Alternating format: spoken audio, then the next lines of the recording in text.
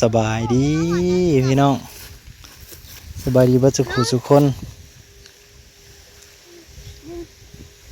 พอกันคือเก่าพี่น้องมาคุดหูเขียดโยเห็นหูเขียดนั่นนี่อย่าแล่ลูกมันสิล่มหาคุดเขียดคุดกบแถวขางกันเที่ยงอะไรพี่น้องเลยเบื้องน้องเนี้ยยังเบื้องน้องเนี้ยเลยหูเขียดนี่ออกลูกทำหน่อยออกไอ้เอ้ยคุดหูเขียดถูกก่อนมีไว้ใช้น้ำจะไว้ใช้สบายดีครับสวัสดีครับคุดไปสิออกก่อนลูกออกก่อนคุดกบนี่เทิงหรือเปล่าเทิง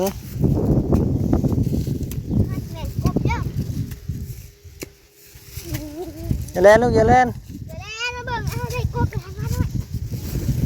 เบิ่งกบพี่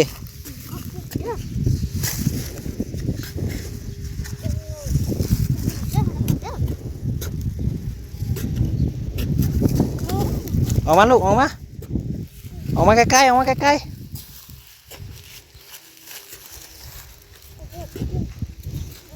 หูเขียนโมเมนต์หูเขียนเดี๋ยวค่ะมันสิลบมานะถึงแล้วมีอย่าง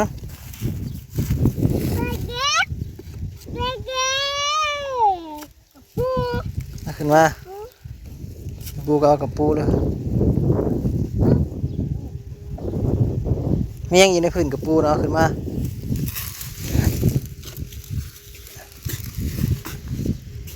กับปูนี่มีอย่างเยอะโอ้ยกระเดาหูเขียดนี่บ่มีอย่างเลยแต่นี่หูเขียดอยู่พี่เอาลูกเอาโอ้นี่ก็เป็นตามีนะกบบ่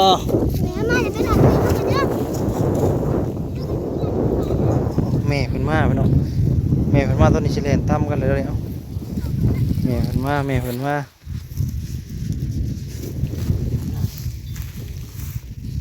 ใครน่ะ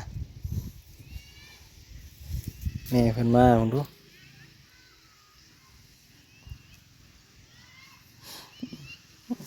เล่นน้ำกด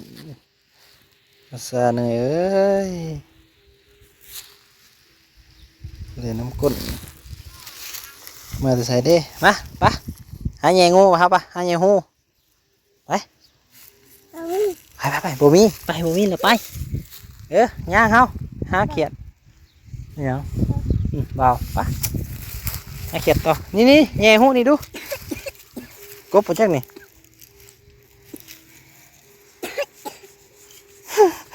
หาแยงู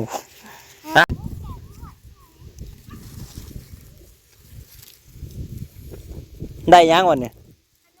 ขนมพลทงแม่ซื้อมาฝากขนมพลทงทำได้ยังลูกได้ยัง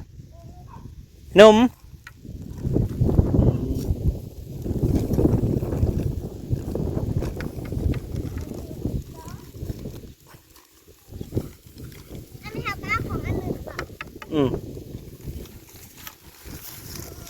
ของอันเดียวกันแล้วคุดเขียดไปเอาไว้นี่ได้เลย2 โตเลยโตใหญ่เลยหูน้อยๆนี่คุดออกมา2 โต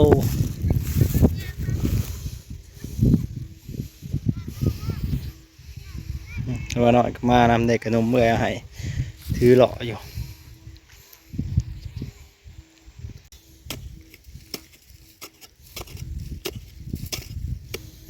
คุดเขียดเพิ่นได้ขนมแล้วก็ย่างหล่ออยู่แต่ว่าน้อยก็ได้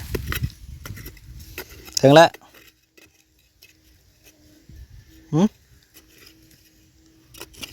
ถึงแล้วบ่หูเขียดย่างหล่อก็ได้เขียด2 โตเอาไปหล่อมาอีกแค่นี้แหละ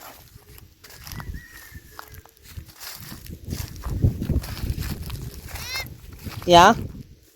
บ่ตัวน้อยก็บ่เอาเลยมาพี่หามเอาล่ะมาพี่มาเป็นหยังคือบ่ไปคือบ่มานำพอหามสิมื้อแล้วเอ้ยมาส่งเด้อซะอยู่นำแม่เด้อสิมื้อแล้วมาซามาส่งน้องอะเด้อบ่มื้อบ่ลงมาลงมาโลดบ่ต้องญาติลงมาเขียดไปเที่ยวทงเลยพี่น้องเอ้ยน้องกำลังขุดเขียดไปขุดไป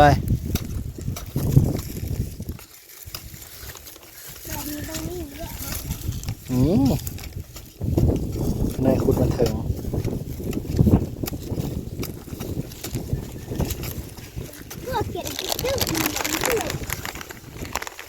งานที่ถึงเลยนะเตรียมโลดเตรียมไหลโลด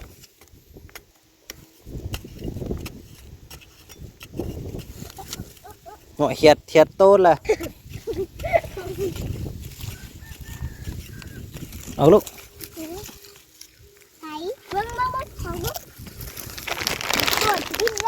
ไปเด้ปะกับมัน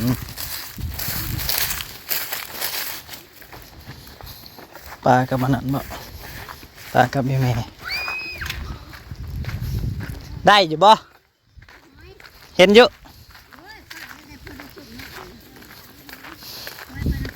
มาหน่อยก็มานะเซ่ๆมาเบิดมาหน่อยเพิ่นน่ะ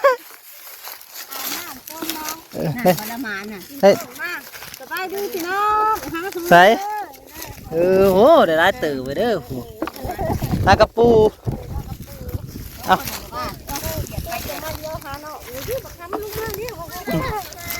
หันหน่อยเอ้ยปูมาเลยดิเห็นบ่ไอ้ปูนี่กระต้นน้องสิต้มจักเสือได้ปลาอ้าวผมห้อยเจ้าของเนี่ยตัวขนมจะมาถือไว้กินบ่น่ะเราคุยน้ำมันเลยประโยคประหยัดคุยเอาจะทำอะไรน้อยนึงโอ้ไม่แข็งขอยัดคนขวมดิมายืมหน่อยไม่เสร็จใช่ไหมฮะคุณเงี้ยหงโอ้ยทำปั้นให้ปูกินน้ำให้เอ้ยปูกินน้ำหน่อยเว้ย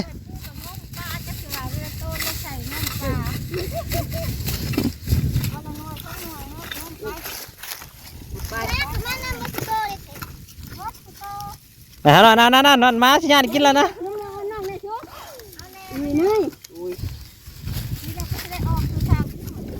เซ่คืออะไร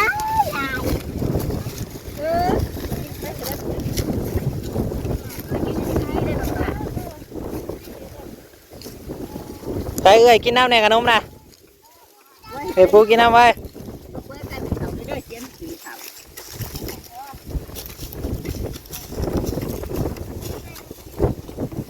มันมาอยู่หน้าใครมาอยู่ในนี่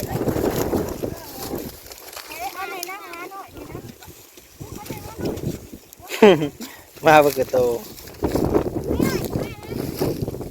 น้อยไปใช้ความสมาร์ทว่าน้ำอยู่แบบใดไปตามโตเพื่องเอ้ยคนไปทำเครื่องนั่นแหละน่ะชาวไปทำ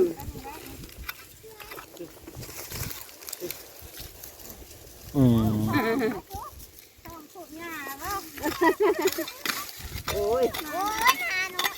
กินบ้างแม่ให้มาอยู่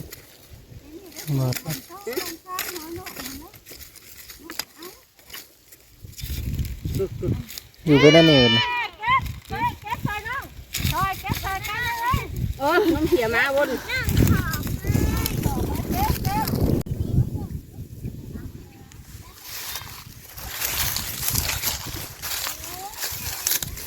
หนูน้อยก็มาเล่นน้ำเอ้ยปู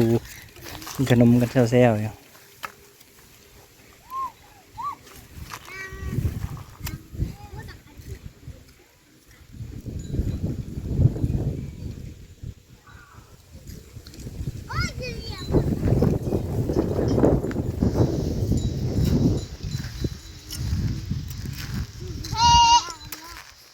อย่าเด้อมาเด้อ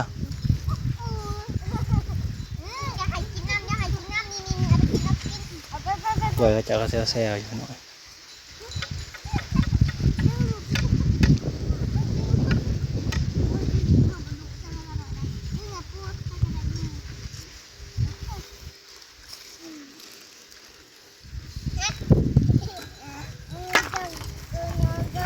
ได้ยัง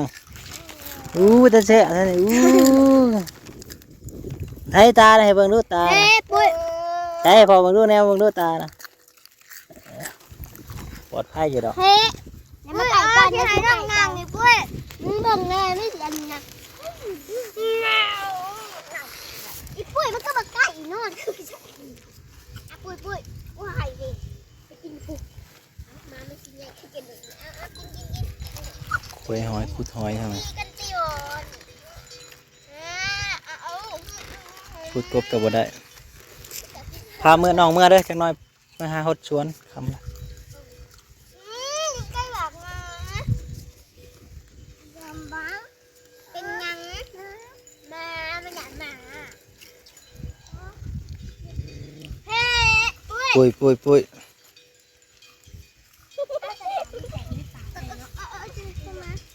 โอ้ยหยัดมาหน่อยนะหยัดมา